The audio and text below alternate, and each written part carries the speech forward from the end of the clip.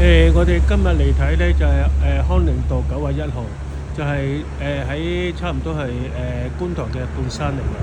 咁而家就呢個單位咧，呢個單位嚟講咧，佢個門闊咧差唔多接近20尺嘅。差唔多接近20尺嘅，佢兩個係打通嘅。咁我哋而家就去睇睇啦。因為嚟講呢個實用差唔多去到成1000尺㗎，20尺闊深咧就52尺，50尺。咁而家係間咗一個類似嗰個前堂咁啦。咁跟住呢度就係入邊啦。呢度就係頭先我哋喺玻璃門嗰度望翻出去。因為佢自己就間咗2個位咁咯。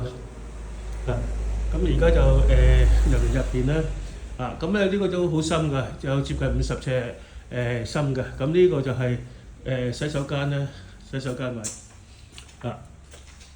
入邊咧，因為就係冇電啊，所以嚟講咧，其實嚟講就難睇嘅。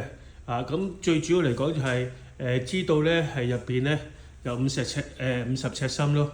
闊嚟講就20尺啦。咁其實嚟講呢個咧就係銀主盤嚟嘅，咁如果有興趣嘅話咧，就睇下幾時約睇下呢個單位啦。因為始終嚟講係冇電啊，所以嚟講就難睇啲。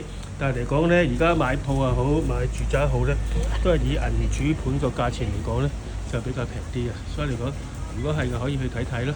有咩打俾我咧？